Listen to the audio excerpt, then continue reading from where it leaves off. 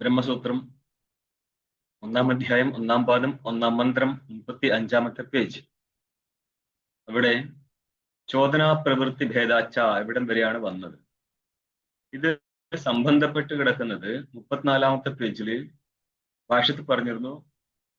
ധർമ്മ ബ്രഹ്മ ജിജ്ഞാസയോഹോ ഫല ജിജ്ഞാസ്യ ഭേദാച്ച. ഫലഭേദാത് ജിജ്ഞാസ്യ ഭേദാത്, ഫലത്തിന്റെ ഭേദമുള്ളത് കൊണ്ടും, ജിജ്ഞാസ്യ ഫലം എന്ന് പറഞ്ഞാല്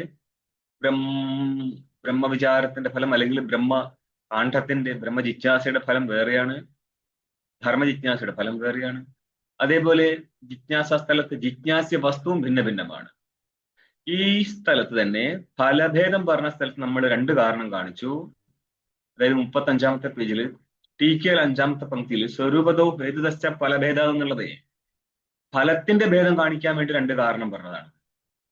ഫലം സ്വരൂപത്തിലും ഭിന്നമാണ്, ഹേതുവിനെ നോക്കിയാലും ഫലം ഭിന്നമാണെന്ന് അർത്ഥമാണ്. അല്ലാതെ മൂന്ന് കാരണമല്ലത്. സ്വരൂപത്തിന്റെ അടിസ്ഥാനത്തിൽ ഫലം ഭിന്നമാണ്. കാരണം ഒന്ന് നിത്യഫലമാണ്, ഒന്ന് അനിത്യഫലമാണ്. ഹേതുവിനെ നോക്കിക്കഴിഞ്ഞാലും ഫലം ഭിന്ന ഭിന്നമായിട്ടാണ് കാണുന്നത്. കാരണം ഒരു സ്ഥലത്ത് അനുഷ്ഠാനമാണ് ഹേതു, മറ്റൊരു സ്ഥലത്ത് അനുഷ്ഠാന ഹേതുവാവുന്നില്ല. അതുകൊണ്ടും ഫലഭേദം. ഇനി നമ്മൾ ടിക്കെ തന്നെ താഴെ 3-ാമത്തെ പങ്ക്തിയിൽ പറഞ്ഞു മാനതോപി ഭേദമാഹ. നിങ്ങൾക്ക് അടുത്ത പങ്ക്തി കണ്ടാൽ മനസ്സിലാവും. ജിജ്ഞാസ്യ ഭേദം പ്രതിയാണ് മാനതഹ എന്ന് കാണുന്നത്. ഒന്ന് ഫലതഹ, ഫലത്തിന്റെ ഭേദം രണ്ടു വിധം കാണിച്ചു. ഇനി ജിജ്ഞാസ്യ ഭേദം കാണിക്കാൻ പോവാണ്. പ്രമാണം കൊണ്ടുള്ള ജിജ്ഞാസ്യ ഭേദം എന്താണ്? മൂലപാഠത്തിൽ വന്നത് ചോദനാ പ്രവൃത്തി ഭേദാച്ച. നിങ്ങൾക്ക് മറ്റു പല സ്ഥലത്തും ചോദന എന്ന് പറഞ്ഞ വിധിവാക്യം എന്ന് കാണാം. അതായത് ഈ സ്ഥലത്ത് പ്രാഭാകര മീമാംസരുടെ അഭിപ്രായം ഉണ്ടാകും ചോദന പ്രവൃത്തി ഭേദാത്. ചോദന എന്ന് പറഞ്ഞാൽ ഇവിടെ പ്രവർത്തകം വാക്യം അർത്ഥമുള്ളൂ. ടീക്ക നോക്ക്. അജ്ഞാത ജ്ഞാപകം വാക്യം അത്ര ചോദന. ഇവിടെ ഇപ്പോൾ ചോദന എന്നുള്ളതിന് അജ്ഞാത ജ്ഞാപക വാക്യം. അജ്ഞാതം എന്താണ്? വസ്തുവാണ്. കാരണം വേദം പ്രമാണമാവണമെങ്കിൽ അജ്ഞാതാർത്ഥകമായിരിക്കണം. ജ്ഞാതാർത്ഥത്തെ കഥനം നടത്തി കഴിഞ്ഞാൽ പറഞ്ഞു കഴിഞ്ഞാൽ അത് അനുവാദം മാത്രമേ ആവത്തുള്ളൂ. പ്രമാണമാവണമെങ്കിൽ അജ്ഞാതാർത്ഥ ബോധകമായിരിക്കണം. അപ്പൊ അജ്ഞാതാർത്ഥ ബോധകമായിരിക്കുന്ന വാക്യത്തെയാണ് ഇപ്പോൾ ഇവിടെ ചോദന എന്ന് പറഞ്ഞത്. ആ ചോദനയുടെ പ്രവൃത്തിയുടെ ഭേദമാണ് ഇനി പറയേണ്ടത്. ഈ പ്രവൃത്തി ഭേദത്തിന്റെ അർത്ഥമാണ് ടീക്ക നോക്ക്. തസ്യാഹ പ്രവൃത്തി എന്ന് പറഞ്ഞ ബോധകത്വം. അജ്ഞാത ജ്ഞാപക വാക്യത്തിന്റെ പ്രവൃത്തി എന്തായിരിക്കും? ബോധകനാവുക എന്നുള്ളത്. അപ്പൊ അതിലിരിക്കുന്ന ബോധകത്വമാണ് അതിന്റെ പ്രവൃത്തി. തത് വൈലക്ഷണ്യാച്ച, ആ പ്രവർത്തകതയ്ക്കും ഭേദമുണ്ട്. കാരണം ബ്രഹ്മചോദന ക്രിയയില് പുരുഷനെ നിയുക്തനാക്കിക്കൊണ്ടാണ് അർത്ഥത്തെ ബോധിപ്പിക്കുന്നത്. ബ്രഹ്മചോദനയായിരിക്കട്ടെ, ബ്രഹ്മവിഷയക അജ്ഞാത ജ്ഞാപക വാക്യങ്ങളായിരിക്കട്ടെ, ആ പുരുഷനെ എവിടെയെങ്കിലും പ്രവർത്തിപ്പിച്ചും കൊണ്ടല്ല ബോധിപ്പിക്കുന്നത്. കർമ്മകാണ്ഡവാക്യം കേട്ട് കഴിഞ്ഞാൽ പുരുഷനെ യാഗത്തിൽ പ്രവർത്തിപ്പിക്കും. അപ്പൊ പ്രവർത്തിപ്പിച്ചും കൊണ്ടാണ് ബോധകനാവുന്നത്. ബ്രഹ്മബോധക വാക്യങ്ങൾ പുരുഷന് ഒരിടത്തും പ്രവർത്തിപ്പിക്കത്തില്ല. അപ്പൊ നിങ്ങൾക്കൊരു ചോദ്യം വരാം, അവിടെ ശ്രവണ മനന നിധ്യാസനാദികളിൽ പ്രവർത്തിപ്പിക്കുന്നില്ലേ എന്നുള്ളത്. ജ്ഞാനാനന്തരം പ്രവർത്തിപ്പിക്കാൻ പറ്റുമോ? ജ്ഞാനത്തിന് വേണ്ടി, അതായത് ഇതുവരെ ആ ജ്ഞാനം ഉണ്ടായിട്ടില്ല. ബ്രഹ്മചോദനയിൽ നിന്ന് ജ്ഞാനം ഉണ്ടായിട്ടില്ല. ജ്ഞാനം ഉണ്ടായിക്കഴിഞ്ഞാൽ പിന്നെ പ്രവൃത്തി ഉണ്ടാവത്തില്ല.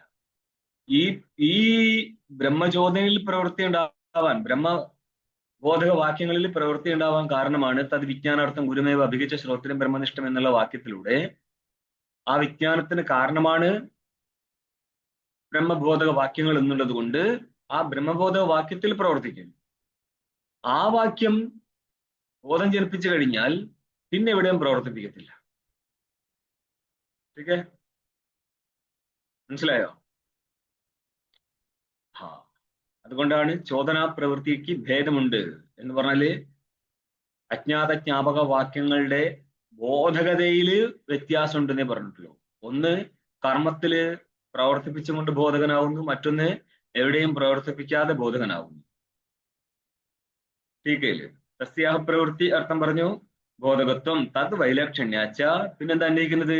ജിജ്ഞാസ്യ ഭേദ ഇത്യർത്ഥ. അതുകൊണ്ടാണ് തൊട്ട മുന്നേയുള്ള പങ്ക്തിയിൽ മാനതോപി ഭേദം എന്നുള്ളത് മാനതോപി പ്രമാണം കൊണ്ടും ജിജ്ഞാസ്യ ഭേദം മനസ്സിലായിക്കൂടുക. ഇങ്ങനെ ഇനി നിങ്ങൾ 34-ാമത്തെ പേജിലെ ആ പങ്ക്തി കണ്ടുനോക്ക്. ധർമ്മ ബ്രഹ്മ ജിജ്ഞാസ്യോ ഫല ജിജ്ഞാസ്യ ഭേദാച്ച ക്രമോന സംഭവത്തിന് കൂട്ടിച്ചേർത്തുകൊള്ളുക. ഇവിടെ ഇപ്പോൾ ഫലഭേദ ജിജ്ഞാസി ഭേദ എന്നുള്ളതിന് എന്തന്വയിക്കണം? സ്വരൂപതോ ഹേതുദശ്ച ഫലഭേദാത് ഒന്ന്.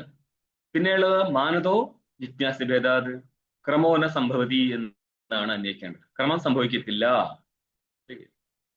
സ്വരൂപം കൊണ്ടും ഹേതു കൊണ്ടും ഫലത്തിലെ ഭേദമുള്ളതിനാലും പ്രമാണത്താൽ ജിജ്ഞാസ ഭേദമുള്ളതിനാലും ധർമ്മബ്രഹ്മ ജിജ്ഞാസകളുടെ ക്രമം സംഭവിക്കത്തില്ല എന്നർത്ഥം.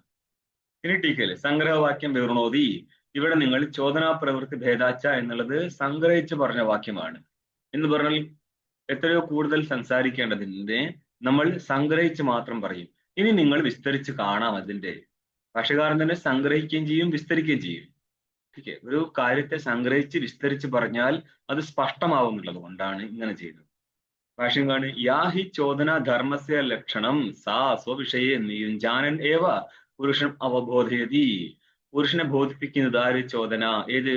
ധർമ്മസ്യ ലക്ഷണം. ലക്ഷണത്തിന്റെ അർത്ഥം എന്താ? പ്രമാണം എന്ന് പറയും. ടീക്ക നോക്കിയേ, ലക്ഷണം പ്രമാണം. എന്താണ് ഇവിടെ? സ്വർഗകാമോ യജേത ഇത്യാദി വാക്യം. അപ്പോൾ ചോദന ധർമ്മസ്യ ലക്ഷണം. അപ്പൊ ധർമ്മത്തിന്റെ പ്രമാണം ആയിരിക്കുന്ന ചോദന. അപ്പൊ വാക്യം എങ്ങനെ എനിക്ക്? ധർമ്മസ്യ ലക്ഷണം ചോദന യാ ധർമ്മസ്യ ലക്ഷണം ചോദന. ഏതെന്നാണോ ധർമ്മത്തിന്റെ പ്രമാണമായിരിക്കുന്നേ ചോദന എന്ന് പറയുന്ന അർത്ഥം പ്രവർത്തകം വാക്യം. അപ്പൊ ധർമ്മത്തിന്റെ പ്രമാണമായിരിക്കുന്ന യാതൊരു പ്രവർത്തക വാക്യമുണ്ടോ അത് പുരുഷനെ ബോധിപ്പിക്കുമ്പോൾ എന്ത് ചെയ്യുന്നുണ്ട്? പ്രവർത്തിപ്പിച്ചും കൊണ്ട്, യാഗാദികളിൽ പ്രവർത്തിപ്പിച്ചും കൊണ്ട് മാത്രമാണ് ബോധകനാകുന്നത് എന്നർത്ഥം. ഇനി ടീക്ക നോക്കിയതിന്റെ ലക്ഷണത്തിനർത്ഥം പറയും പ്രമാണം.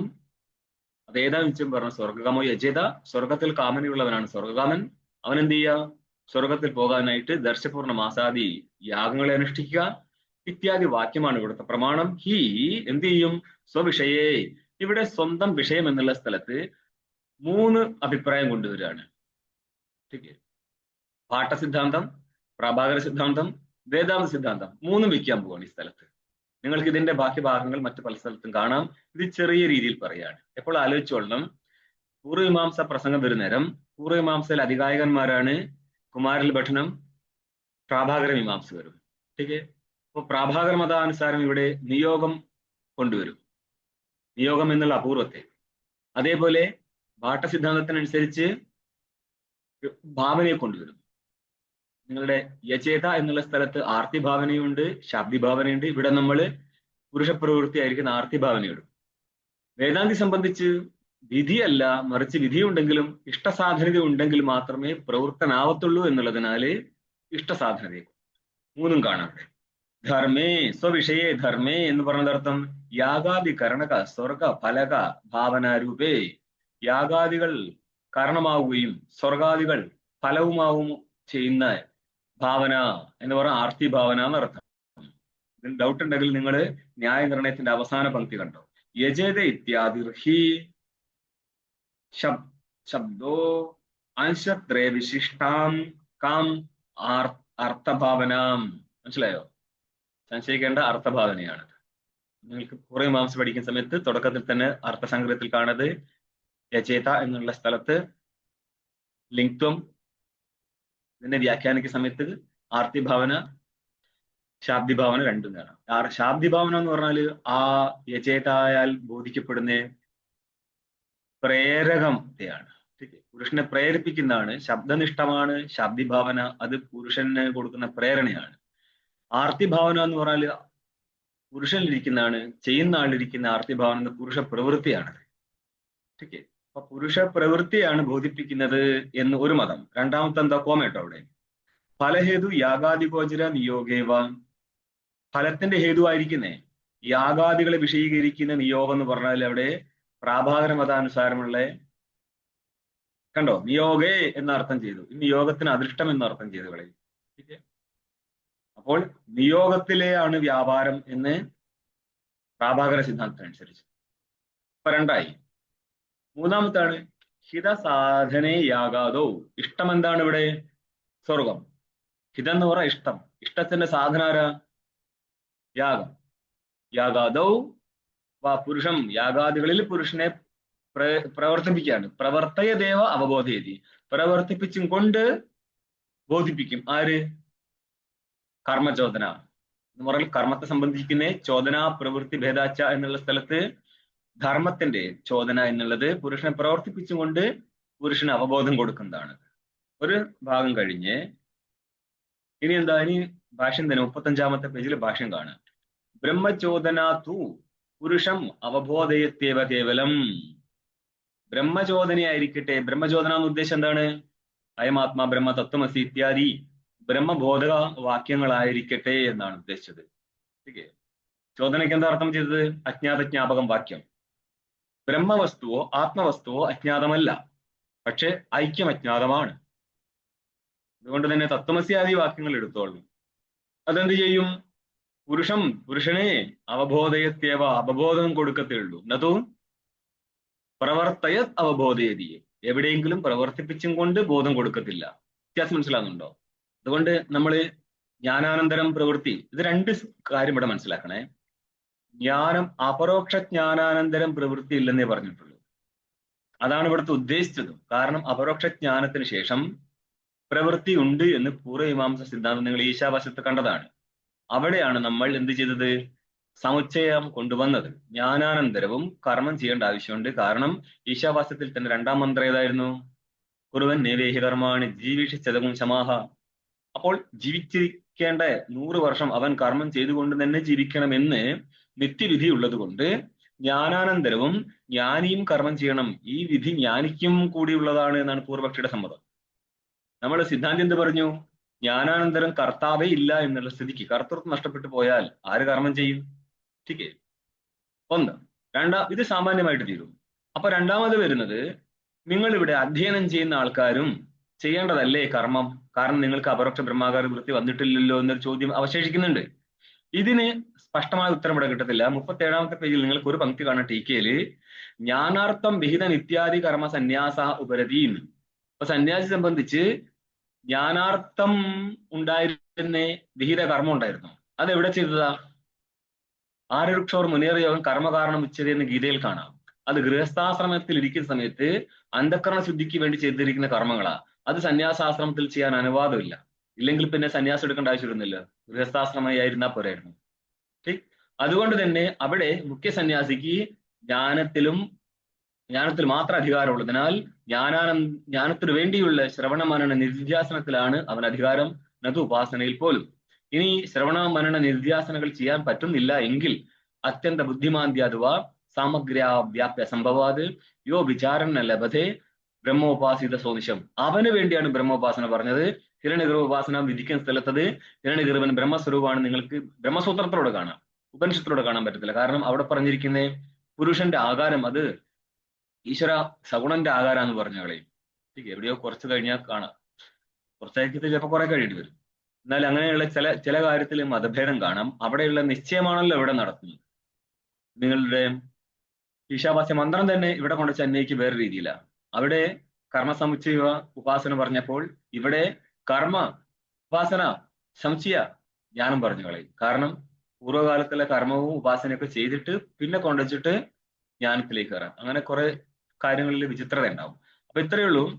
സന്യാസി സംബന്ധിച്ച് ശ്രവണ മനന നിധ്യാസനമാണ് ചെയ്യേണ്ടത്. അതിന് ബുദ്ധിയുടെ സാമർഥ്യം ഇല്ലെങ്കിൽ അത്യന്ത ബുദ്ധിമാന്ദ്യ അഥവാ സാമഗ്ര്യ വ്യാപ്തി അസംഭവാത്. സാമഗ്രി ഇല്ല എങ്കിൽ, സാമഗ്രി എന്ന് പറഞ്ഞാൽ പറഞ്ഞു കൊടുക്കാൻ ഗുരുവില്ല, നിൽക്കാൻ സ്ഥലമില്ല, കഴിക്കാൻ അന്നമില്ല, ഇതൊക്കെ കാരണമായി മാറുന്നുണ്ടല്ലോ ഒരു അധ്യയന സ്ഥലത്ത്. അവിടെയാണ് നമ്മൾ തിദിക്ഷ എന്ന് പറയുന്നത്. ചില സ്ഥലത്ത് നിൽക്കുന്ന സ്ഥലത്ത് അതികഠിനമായിരിക്കും ചൂടോ അതികഠിനമായിരിക്കുന്ന തണുപ്പോ സംഭവിക്കാം. കേരളം പോലെ ആയിരിക്കണം എന്നില്ലല്ലോ. അങ്ങനെയാണെങ്കിൽ അവിടെ ഇരിക്കുന്ന കാലാവസ്ഥയെ നിങ്ങൾ അഭിമുഖീകരിച്ചേ പറ്റത്തുള്ളൂ. തിദിക്ഷ. ठीक है. ഇങ്ങനെയൊക്കെ ചെയ്തും കൊണ്ടാണ് അധ്യയനം ചെയ്യുന്നത്. അപ്പോൾ ആ സ്ഥലത്ത് അത്യന്ത ബുദ്ധിമാന്ദ്യ അഥവാ സാമഗ്ര്യാഭ്യാപ്യ അസംഭവാത് യോ വിചാരണ ലഭ്യത. ആർക്കാണ് വിചാരം സമ്പന്നമാവാതെ പോകുന്നത്? അവനെന്താ പറഞ്ഞത്? ബ്രഹ്മോപാസിത സോനിശം. അവനാണ് ബ്രഹ്മോപാസന പറഞ്ഞത്. അപ്പോൾ ബുദ്ധി സാമർഥ്യമുണ്ട്, പറഞ്ഞു കൊടുക്കാൻ ആളുണ്ട്, വ്യവസ്ഥയും ഉണ്ടെങ്കിൽ അവൻ എന്ത് ചെയ്യണം? അധ്യയനം ചെയ്യണം. ഇല്ലാതെ പിന്നെ ഉപാസന ചെയ്യാൻ പോയി കഴിഞ്ഞാൽ ഇതിന് നമ്മൾ കൊണ്ടുവരുന്ന ന്യായമാണ് കരലേഖി ന്യായം. പിണ്ടം ഉത്സൃജ്യ. നിങ്ങൾക്ക് ഇതിന് കുറച്ച് കഴിഞ്ഞാൽ ഇവിടെ 39-ാമത്തെ പേജിൽ ടീക്കയിൽ താഴെ 2-ാമത്തെ പങ്ക്തി കാണാം. പിണ്ടം ഉത്സൃജ്യ കരം ലേഖി എന്ന് പറയും. ലഡു കൊടുത്താണ് ആ പിണ്ടം കളഞ്ഞിട്ട് കൈ നക്കുകയാണ്. ഇതുപോലെയായി പോകും. സാമർഥ്യം ഉണ്ടായിട്ടും സമർത്ഥമായിരിക്കുന്ന കാര്യങ്ങൾ ചെയ്യാതെ അതിനേക്കാൾ ന്യൂനമായിരിക്കുന്ന കാര്യങ്ങൾ ചെയ്ത് ആനന്ദിച്ചുകൊണ്ടിരിക്കുന്നത്. ഇതെന്തുകൊണ്ടാണ് ഇങ്ങനെ നമ്മൾക്ക് പറയേണ്ടി വരുന്നത്? നിങ്ങൾ വീട്ടിലിരുന്നാലും കാട്ടിലിരുന്നാലും ആശ്രമത്തിലിരുന്നാലും നിങ്ങളുടെ മുന്നിലൂടെ ഒരു തന്ത്രവിദ്യ കയറി പോകുന്നതായിരിക്കും. ഓക്കെ, ശ്രീവിദ്യയാണ്. ഞാൻ കേരളീയനായതുകൊണ്ട് ഞാൻ ഋഷികേശിലിരിക്കുന്ന സമയത്ത് എന്നോട് ഒന്ന് ചോദിക്കുകയായിരുന്നു, ഇത് ശ്രീവിദ്യ അറിയോ എന്നുള്ളത്. അപ്പം എന്തിനാണ് സന്യാസാശ്രമത്തിൽ ശ്രീവിദ്യ? ഏയ് നോക്കിയേ, ഞാനത് എന്തുകൊണ്ട് ഇങ്ങനെ പറയുന്നു പറയാം, നിങ്ങൾക്ക് ഈ ഭാഗങ്ങളിലൂടെ പോകുന്നൊരു കാര്യം മനസ്സിലാവും. ഈ സന്യാസാശ്രമത്തിലെ വിദ്യ അല്ല ഈ സാധനം. ഇത് ഗൃഹസ്ഥാശ്രമിക്ക് അന്ധകരണ ശുദ്ധിക്ക് വേണ്ടി വിധിച്ചിരിക്കുന്ന സാധനമാണത്. അടുത്തതിലാണ് ജ്ഞാനാർത്ഥം വിഹിത വിദ്യാദി കർമ്മ സന്യാസ ഉപരതി എന്ന് പറയും. സർവകർമ്മ ത്യാഗമാണ് ഇവിടെ. അപ്പം ആ പാറ്റേണിൽ തന്നെയാണ് ഇത്.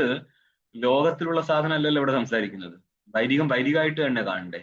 ഓരോ സ്ഥലത്തുള്ള അധികാരി ഭിന്ന ഭിന്നമാണ് മക്കളെ. ഇത് കേൾക്കുമ്പോൾ ചിലർക്ക് കലിപ്പ് കയറാം. നിങ്ങൾക്ക് സ്പേസ് ഉണ്ട്, അപ്പൊ അവിടെ തെറി പറയാൻ പറ്റുന്നതായിരിക്കും. നമുക്ക് ഒരു ബുദ്ധിമുട്ടില്ല കേട്ടോ. നിങ്ങൾ തരുന്ന ഒരു തെറി പോലും ഞങ്ങൾ ഡിലീറ്റ് ചെയ്യത്തില്ലെന്ന് തീരുമാനിച്ചിട്ടാണ്. അപ്പോൾ നോക്കിയോ, നോക്ക്, അയമാത്മ ബ്രഹ്മ ഇത്യാദി ത്വമർത്ഥം കേവലം അപ്രപഞ്ചം ബ്രഹ്മ ബോധയത്യവ ന പ്രവർത്തയതി വിഷയാഭാവാദിത്യർത്ഥ.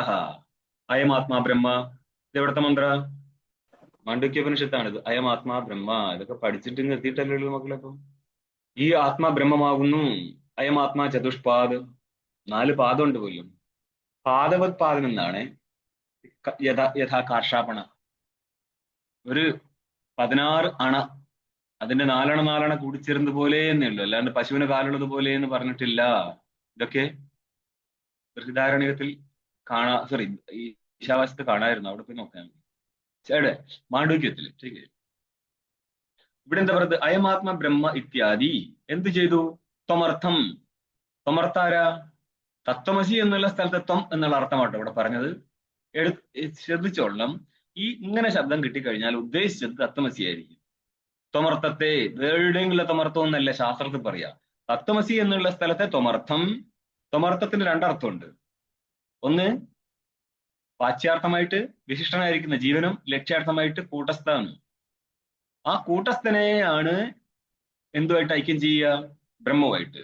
ത്വമർത്ഥം കേവലം അപ്രപഞ്ചം ബ്രഹ്മബോധയത്യവ. ത്വമർത്ഥത്തോടാണ് പറയുന്നത്, നീ അപ്രപഞ്ച ബ്രഹ്മം, അവിദ്യമാനോ പ്രപഞ്ചം യസ്ത്ര. എവിടെയാണോ പ്രപഞ്ചം ഇല്ലാത്തത്? എവിടെ? ബ്രഹ്മത്തില്. ആ ബ്രഹ്മമാണ് നീ എന്നാണ് പറഞ്ഞു കൊടുക്കുന്നത്. വിശിഷ്ടനോടല്ല, ത്വമർത്ഥത്തിന്റെ വാച്യാർത്ഥമായിരിക്കുന്ന ജീവനോടല്ല, മറിച്ച് അതിന് ലക്ഷ്യാർത്ഥമായിരിക്കുന്ന സാക്ഷി ചൈതന്യ സ്വരൂപനായിരിക്കുന്ന കൂട്ടസ്ഥനോട്. സാക്ഷി ചൈതന്യം ഒന്നും പറയാൻ പാടില്ല ശരിക്കും. അവിദ്യ ഇരിക്കുമ്പോഴേ സാക്ഷിയാവത്തുള്ളൂ. അവിദ്യ മാറിയിരിക്കുന്ന സാക്ഷിയായിരിക്കുന്ന കൂട്ടസ്ഥനെ എടുത്തിട്ടാണ് ബ്രഹ്മമായിട്ട് പറയുന്നത്. അങ്ങനെ ഇരിക്കുന്ന ബ്രഹ്മം ആണ് നീ എന്ന് ബോധിപ്പിക്കത്തേ ഉള്ളൂ. ന പ്രവർത്തയതി, പ്രവർത്തിപ്പിക്കത്തില്ല. എന്തുകൊണ്ടാ? വിഷയഭാവാദി. ഏതിനുള്ള വിഷയം? പ്രവർത്തിക്കാനുള്ള വിഷയമില്ല. കാരണം എന്താ? ബോധിക്കുന്നതോടുകൂടി ജഗത്തും ഇരിക്കത്തില്ല, ബോധമുള്ള ഒരു ജ്ഞാനി ഇരിക്കത്തില്ല. അല്ലെ? ബ്രഹ്മസ്വരൂപല്ലേ ഇരിക്കത്തുള്ളൂ.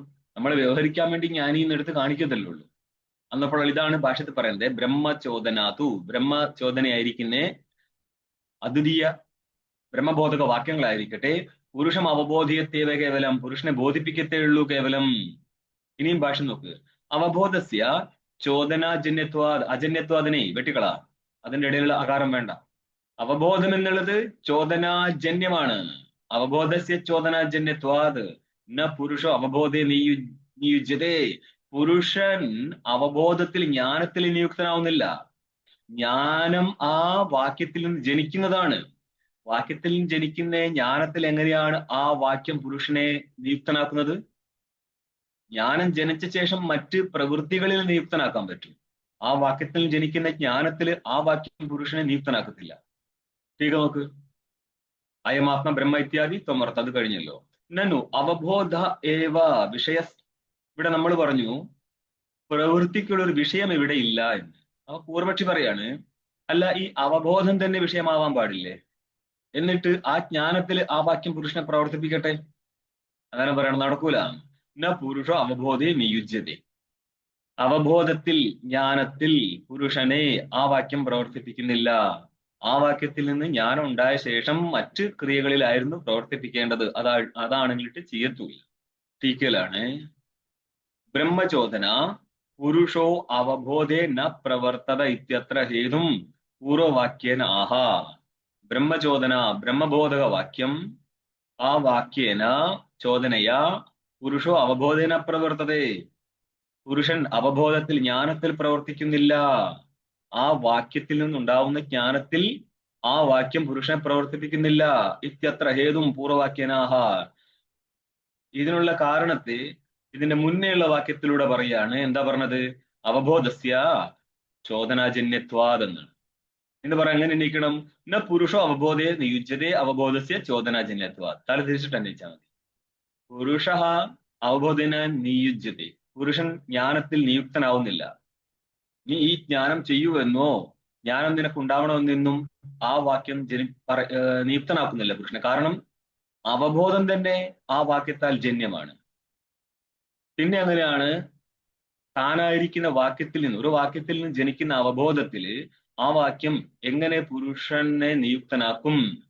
അതിൽ നിന്ന് ഇനി എന്തെങ്കിലും കാര്യം വരുമെങ്കിൽ, കർമാദികൾ വരുമെങ്കിൽ ആ ജ്ഞാനം എന്ത് ചെയ്യും?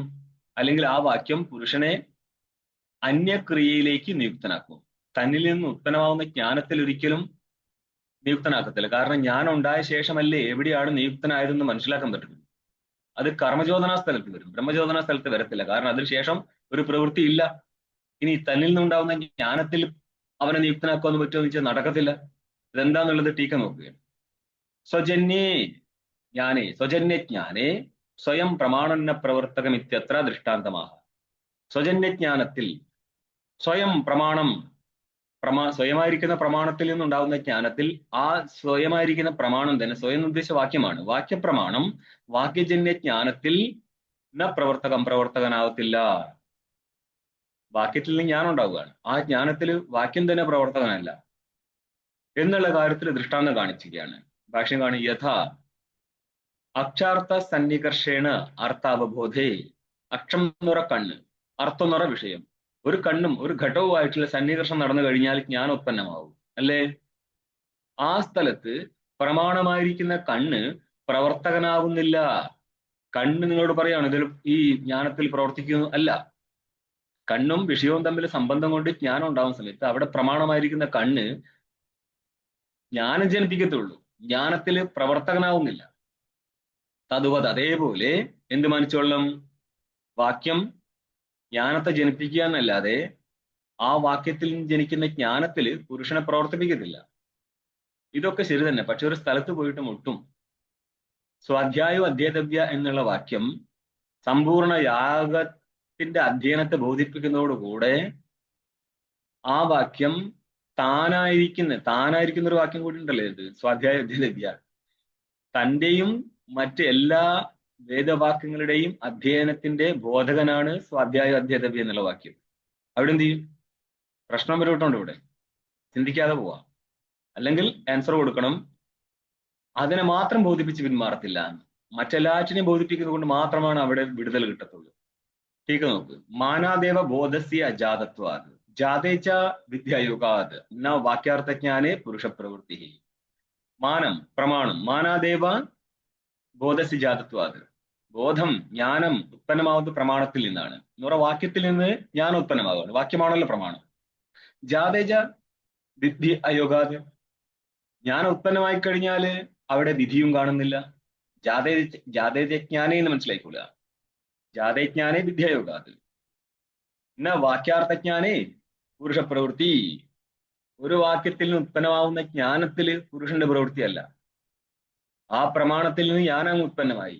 പിന്നെ ആ വാക്യം ഉണ്ടായിരിക്കുന്ന ജ്ഞാനത്തില് പുരുഷനെ പ്രവർത്തിപ്പിക്കത്തില്ല. കാരണം അതിനുശേഷം ഒരു വിധി അവിടെ ഇല്ല.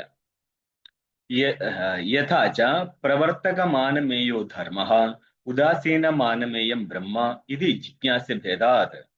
ചില വാക്യങ്ങൾ പ്രവർത്തകമാനങ്ങളാണ്. എവിടെ? കർമ്മചോദനാ സ്ഥലത്ത് പ്രവർത്തക വാക്യങ്ങളാണ്, ബ്രഹ്മചോദനാ സ്ഥലത്ത് ഉദാസീന വാക്യങ്ങളാണ്. തഥാച പ്രവർത്തകമാനത്താൽ മേയം. മേ എന്ന് പറയുന്ന അർത്ഥം പ്രമേയം.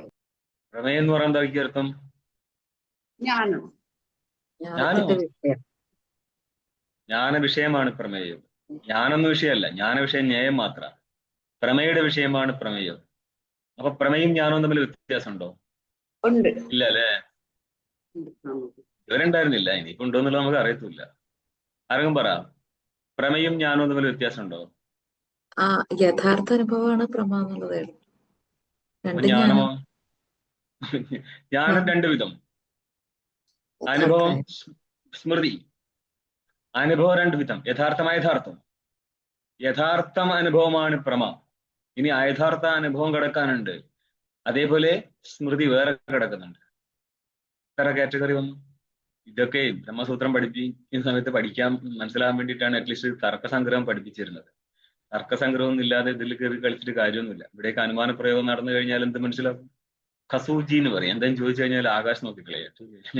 നമ്മുടെ അടുത്ത് ബാധിക്കത്തില്ലേ ഒന്ന് നോക്കുക. പ്രവർത്തകമാനമേയമാണ്. പ്രവർത്തക പ്രമാണത്താൽ അറിയപ്പെടുന്ന വസ്തുവാണ് ധർമ്മം. ഉദാസീനമാനമേയം ബ്രഹ്മ. തത്വമസ്യാദി ഒന്നിനെയും ചെയ്യാൻ പറയുന്നില്ല. അതുകൊണ്ട് ഉദാസീനമാനമാണ് ആര്? തത്വമസ്യാദി വാക്യങ്ങള്. അതിന്റെ മേയമാണ് ബ്രഹ്മ. ഇത് ജിജ്ഞാസ്യ ഭേദാത്. കണ്ടോ, ജിജ്ഞാസ്യ ഭേദം ചെയ്തുകൊണ്ടിരിക്കുകയാണ് നമ്മൾ എവിടുന്ന് തുടങ്ങിയത്? ചോദനാ ഭേദാത് എന്ന് പറഞ്ഞതാണ്. അവിടെയാണ് ചോദനാഭേദം കൊണ്ട് എന്ത് ഭേദം സിദ്ധിച്ചു? പ്രമാണതോപി ജിജ്ഞാസ ഭേദം എന്നാ പറഞ്ഞത്. പ്രമാണം കൊണ്ടും ജിജ്ഞാസത്തിൽ ഭേദമുണ്ട്. അതാണ് ഇവിടെയും പറയുന്നത്. ഒന്ന് പ്രവർത്തകമാനമേയമാണ്, ഒന്ന് ഉദാസീനമാനമേയമാണ്. ഈ രീതിയിലും ജിജ്ഞാസ ഭേദമുണ്ട്. ജിജ്ഞാസ ഭേദം ഉണ്ടെങ്കിൽ എന്ത് സിദ്ധിക്കും? ജിജ്ഞാസ ഭേദം എന്തിനു വേണ്ടി പറഞ്ഞതാ? ജിജ്ഞാസ ഭേദാത് എന്ത് സിദ്ധിക്കാം? ക്രമം സിദ്ധിക്കൂല സിദ്ധിക്കാം. വീഡിയോ 2 ദിവസം മുന്നേ കഴിഞ്ഞ ക്ലാസ് ഓർത്ത് വെച്ചോളൂ, അങ്ങോട്ടാ കൊണ്ടുവന്നു എന്നുള്ളത്. ഇന്ന് തുടങ്ങുന്നേരം ആ പ്രശ്നം ഞാൻ അവതരിപ്പിച്ചത്. ഇതിന്റെ ടൈലന്റ് വരുന്നത് ഇവരെ നിന്നോളുക. എന്നാ തൻ മീമാംസയോഹോ ക്രമാർത്ഥോ അധശബ്ദ ഇതി ഭാവ. കിട്ടിയോ? തൻ തയോർ മീമാംസയോഹോ ഇതി തൻ മീമാംസയോഹോ. ഏത് മീമാംസകൾ തമ്മില്? ധർമ്മമീമാംസയും ബ്രഹ്മമീമാംസയും തമ്മിൽ ക്രമം പറയാൻ വേണ്ടിയല്ല അധശബ്ദം. അപ്പോൾ അധശബ്ദം മംഗളാർത്ഥമാണോ? അല്ല. ക്രമാർത്ഥമാണോ? ആണ്. പക്ഷെ നിങ്ങൾ പറഞ്ഞ ക്രമത്തിൽ കിട്ടൂല, ആനന്തര്യമാണ്. ठीक है. പക്ഷെ നിങ്ങൾ പറഞ്ഞ ക്രമത്തിൽ കിട്ടൂല, ഞങ്ങൾ ഈ ക്രമം പറയൂ ഇപ്പോൾ എന്ന് അന്നേരം മനസ്സിലാക്കിയാൽ മതി. ഏവം അധശബ്ദസ്യ അർത്ഥാന്തരാ സംഭവാത് ആനന്തര്യവാചിത്വ സതി തദവധിത്വന പുഷ്കല കാരണം വക്തവിമിത്യാഹ. ഇപ്രകാരം അധശബ്ദത്തിന് അർത്ഥാന്തരം സംഭവിക്കത്തില്ല എന്നിരിക്കെ, ठीक है, ക്രമം എന്നൊന്നും അർത്ഥം കിട്ടത്തില്ല. പിന്നെ എവിടെ എത്തും? ആനന്തര്യ വാചിത്വേ. അനന്തരം എന്ന അർത്ഥം കിട്ടുന്നുണ്ട്. പക്ഷെ ഏതിന് അനന്തരം എന്നുള്ളതാണ് ഇനി ചോദ്യം. ആനന്തര്യ വാചിത്വേ. കസ്യ ആനന്തര്യവാചിത്വം? അധശബ്ദസ്യ ആനന്തര്യവാചിത്വം. അധശബ്ദം എന്നുള്ളത് ആനന്തര്യത്തിന്റെ വാചിയാകുന്നു.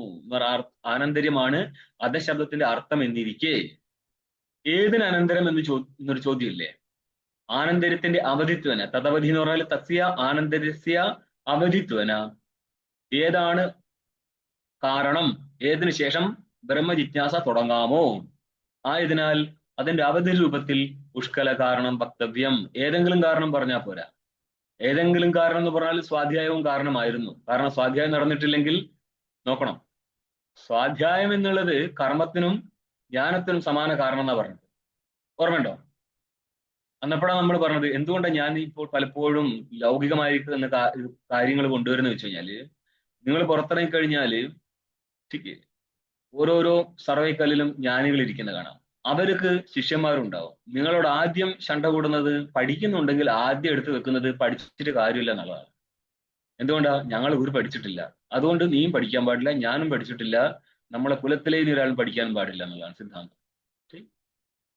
എന്നിട്ട് ദൃഷ്ടാന്തം പറയും, ഇന്ന ആള് പഠിച്ചിട്ടാണോ ജ്ഞാനിയായത്? ജ്ഞാനിയല്ല. അതാണ് ഇവിടുത്തെ പ്രശ്നം. ठीक है. ജ്ഞാനിയേ അല്ല. ശാസ്ത്രവിചാരം ഇല്ലെങ്കിൽ ജ്ഞാനം സമ്പന്നാവുന്ന പ്രശ്നമേ ഇല്ല. അതുകൊണ്ടാണ് സ്വാധ്യായം സാമാന്യ കാരണമാണെന്ന് പറഞ്ഞു കഴിഞ്ഞു. ഇനിയാണ് കാരണം വെക്കാൻ പോകുന്നത് എന്താന്നുള്ളത്. അത്രയുണ്ടെങ്കിൽ മാത്രമേ മുന്നോട്ടേക്കുള്ള ഇതെന്തിനുള്ള കാരണ ശ്രവണമനന നിധ്യാസനമായിരിക്കുന്ന കാര്യം സമ്പന്നമാവാൻ വേണ്ടിയുള്ള കാരണത്തെയാണ് ഇവിടെ പറയുന്നത്. അപ്പൊ ശ്രവണമനന നിധ്യാസനം ചെയ്യേണ്ടായിരുന്നോ? ഞങ്ങൾ ഗുരു ചെയ്തിട്ടില്ല, ബോധമില്ല, അത്ര തന്നെ. വിചാരാജായത് ബോധവും അനിച്ഛായാം ന നിവർത്തേത്. വിചാരത്തിൽ നിന്നാണ് ബോധം ഉണ്ടാകത്തുള്ളൂ, അല്ലാതെ കൊതുകടിച്ചിട്ടുണ്ടാകുന്ന സാധനമല്ല അത്. വിചാരം ചെയ്യണം. വിചാരത്തിന്റെ ശ്രവണമന നിധിധ്യാസനം അല്ലേ? മനനഗ്രന്ഥമാണ് ഇപ്പം വന്നു നിൽക്കുന്നത്. ശ്രവണം നിങ്ങൾ എവിടെ തീർത്തു? ഉപനിഷത്തിൽ തീർത്തു, ഗീതയിലും കഴിഞ്ഞു. ഇനി മനനം. ഇതിൽ രണ്ടിൽ നിന്ന് ഉത്പന്നമാവുന്ന ജ്ഞാനത്തിന്റെ നിരന്തര പ്രവാഹമാണ് നിധിധ്യാസന സ്ഥലം. ഇത് കേട്ടുകൊണ്ടിരിക്കുമ്പോഴും എന്തുണ്ട്? കേൾക്കുക എന്നുള്ള സ്ഥലത്ത് ശ്രവണവും നടക്കുന്നുണ്ട്, മനനവും നടക്കുന്നുണ്ട്. കാരണം മനനഗ്രന്ഥമാണിത്, യുക്തിയാനുസന്ധാനമാണിത്. യുക്തിയിലൂടെ വസ്തുവിന്റെ ബോധം എത്തിച്ചേരുകയാണ്. ശ്രവണം എന്ന് പറഞ്ഞാൽ വാക്യാർത്ഥ നിരൂപണത്തിലൂടെ അർത്ഥബോധം ഉണ്ടാവുന്നതാണിത്. ഇത് രണ്ടും കഴിഞ്ഞാൽ ഉരുത്തിരിയുന്ന ഒരു അർത്ഥം ഉണ്ടല്ലോ, ആ അർത്ഥം എത്ര മനസ്സിലാവുന്നോ അതിലെ നിരന്തര പ്രവാഹമാണ് നിധിധ്യാസന സ്ഥലം. അതുകൊണ്ട് നിധിധ്യാസനം ശ്രവണവും മനനവും ചെയ്തവനുള്ളതാണ്. ठीक है, ഇത് രണ്ടും ചെയ്യാൻ നിധിധ്യാസനം ചെയ്യാൻ പറ്റില്ലേ? പറ്റൂല, അത്രയേ ഉള്ളൂ. ठीक है, മണ്ണ് മാത്രം കൊടുത്തിട്ട് ജലം കൊടുക്കുന്നില്ലെങ്കിൽ ഘടം ഉണ്ടാക്കി എടുക്കാൻ പറ്റുമോ? പറ്റത്തില്ല. ജലം കൊടുത്തു, മണ്ണ് കൊടുക്കത്തില്ല, അപ്പോഴും ഘടം ഉണ്ടാകത്തില്ല. പുഷ്കല കാരണം വേണം. ഈ പുഷ്കല കാരണത്തെയാണ് നമ്മൾ അവതരിപ്പിക്കുന്നത്. നോക്ക് ടീക്കയില് പുഷ്കല കാരണം ഭക്തവിമിത്യാഹ, സമ്പൂർണ്ണ കാരണത്തെ ഇനി പറഞ്ഞേ പറ്റത്തുള്ളൂ. ഇനി ഭാഷ്യം കാണും. തസ്മാത് എന്തർത്ഥം ചെയ്യണം? അധശബ്ദത്തിന് അർത്ഥാന്തരത ഇല്ല എന്നുള്ളതിനാൽ, മാത്രമല്ല ആനന്തര്യ വാചി ആണെന്നുള്ളതിനാൽ കിമപി വക്തവ്യം യദനന്തരം ബ്രഹ്മജിജ്ഞാസ ഉപദിശ്യതീതി, ഏതെങ്കിലും പുഷ്കല കാരണം പറഞ്ഞേ പറ്റത്തുള്ളൂ. ഏതാനന്തരം ഏതിനു ശേഷം ബ്രഹ്മജിജ്ഞാസ ആചാര്യനാൽ ഉപദേശിക്കപ്പെടുന്നുവോ, ബ്രഹ്മജിജ്ഞാസ ഉപദിശ്യതേ. നോക്കിയ ഉപദിശ്യതേ സൂത്രകൃത അഥ അതോ ബ്രഹ്മജിജ്ഞാസ എന്ന് പറഞ്ഞ് ബ്രഹ്മജിജ്ഞാസയുടെ ഉപദേശം നടത്തുകയല്ലേ സൂത്രകാരൻ. അപ്പോൾ ആ ബ്രഹ്മജിജ്ഞാസ ചെയ്യണമെന്ന് ഉപദേശിക്കുമ്പോൾ ഏതെങ്കിലും ഒരു പുഷ്കല കാരണം പൂർവ്വത്തിൽ ഉണ്ടായിരിക്കണം. എങ്കിൽ മാത്രമേ അതിന്റെ കാര്യരൂപത്തിൽ ബ്രഹ്മജിജ്ഞാസയെ ഉപദേശിക്കാൻ പറ്റത്തുള്ളൂ. അവിടെ ഏതാണ് പുഷ്കല കാരണം എന്നാണ് ചോദിക്കുന്നത്. കിട്ടിക്ക നോക്ക്. തദ്കിമിത്തി, ഇവിടെയാണ് അത് ഏതാണെന്നാണ്. അതാഹ, അതിന് ഉത്തരം പറയാണ്. ഭാഷ്യം കണ്ട ഉത്തരം. ഉച്യതേ നിത്യാനിത്യവസ്തു വിവേക ഇഹാമുത്ഥാർത്ഥ ഫലഭോഗ വിരാഗ ഇഹാമൂർത്ഥാർത്ഥ ഭോഗ വിരാഗ ശമാധി സാധന സമ്പത്ത് മുമുക്ഷുത്വം ച. ഇതെവിടെയും കേട്ടിട്ടുണ്ടോ? നിങ്ങളുടെ തത്വബോധം മുതൽക്ക് കേൾക്കുന്നതാണെന്നല്ലേ. അപ്പം നമ്മൾ പറയാറുണ്ട് തത്വബോധം ഒരു ചെറിയ ഗ്രന്ഥമല്ല, നിങ്ങളുടെ അവസാന പ്രാണം വരെ അതിന്റെ ആവശ്യമുണ്ട് എന്ന്. നിത്യവസ്തു വിവേകത്തെ കുറിച്ച് തത്വബോധത്തിൽ എന്താ പറഞ്ഞത് ചേച്ചി? നിത്യവസ്തു ഏകം ബ്രഹ്മ, ബ്രഹ്മ തദന്യ സർവം നിത്യം, തദ്വ്യതിരിക്തം സർവം അനിത്യമിത്യ അയമേവ നിത്യാനിത്യവസ്തു വിവേക. അനിത്യം എന്നുള്ളതിന് മിഥ്യ എന്നർത്ഥം ചെയ്യണം. അനിത്യവും മിഥ്യയും തമ്മിൽ വ്യത്യാസമുണ്ട്. നൈയായികനെ സംബന്ധിച്ച് ഘടം അനിത്യമാണ്, ഘടം മിഥ്യയല്ല. മനസ്സിലായോ? അനിത്യവസ്തു നിത്യവസ്തു ഏകം ബ്രഹ്മ തദ് വ്യതിരിക്തം സർവം അനിത്യം. നിത്യവസ്തു ഏക ബ്രഹ്മമാണെന്നും അതിൽ നിന്ന് ഭിന്നമെല്ലാം അനിത്യമാണെന്നും അനിത്യമായതുകൊണ്ട് വിനാശിയാണെന്നും വിനാശിയായതുകൊണ്ട് വാസ്തവല്ലെന്നും അത്ര അർത്ഥം ഇവിടെ എടുത്താൽ മതി. മിഥ്യാവിവരണം വേറെ വരും. അതുകൊണ്ട് അനിത്യവസ്തുവിലെ ഇച്ഛ ഒഴിവാക്കിയിട്ട് നിത്യവസ്തുവിലെ ഇച്ഛ ആവശ്യമുണ്ട്. ഒന്ന് ഇഹ എന്ന് പറയാം, ഇവിടെ. അമുത്ര എന്ന് പറഞ്ഞാല് പരലോകം. അവിടെ ഇരിക്കുന്നേ ഭോഗം, ആ ഭോഗത്തിലെ വിരാഗം. ഇഹാമുത്രാർത്ഥ ഫലഭോഗ വിരാഗ എന്നാണ് തത്വബോധത്തിൽ പറയുന്നത്. ठीक है, ഇഹ എന്ന് പറഞ്ഞാൽ ഇഹ സൃക്തഞ്ജന വനിതാദിഷു അമുത്ര സ്വർഗഭോഗേഷു ഇച്ഛാരാഹിത്യം. ഇവിടെ ഇരിക്കുന്ന എല്ലാ വിഷയങ്ങളിലും, ഇവിടെ എന്ന് പറഞ്ഞ സ്വർഗം വരെ പോരാ, ഹിരണ്യഗർഭ ലോകം വരെ ഇച്ഛാരാഹിത്യം ഉണ്ടെങ്കിൽ മാത്രമേ യഥാർത്ഥ അധികാരി ആവത്തുള്ളൂ, അവന് മാത്രമേ ബോധം ഉണ്ടാകത്തുള്ളൂ. അതാണ് പ്രശ്നം. പിന്നെന്താ? ശമദമാദി സാധന സമ്പത്ത്, സാധനങ്ങളുടെ കൂട്ടം, അത് സമ്പന്നമായിരിക്കുന്നവൻ. ठीक है, അത് കയ്യിലുള്ളവനാണ്. ശമ ദമ ഉപരതി തിദീക്ഷ സമാധാന ശ്രദ്ധ, ഇതാണ് സാധന. സമാധി ഷഷ്ടം. ठीक है, സമാധി 6 അതും വേണം. പിന്നെ അവസാനം എന്താ? മുമുക്ഷുത്വം, മോക്ഷോ മേ ഭൂയാതിഥി ദൃഢ ഇച്ഛ, എനിക്ക് മോക്ഷം ഉണ്ടാവട്ടെ എന്നുള്ള ദൃഢമായിരിക്കുന്ന ഇച്ഛ. ഇനി ടീക്ക നോക്ക്.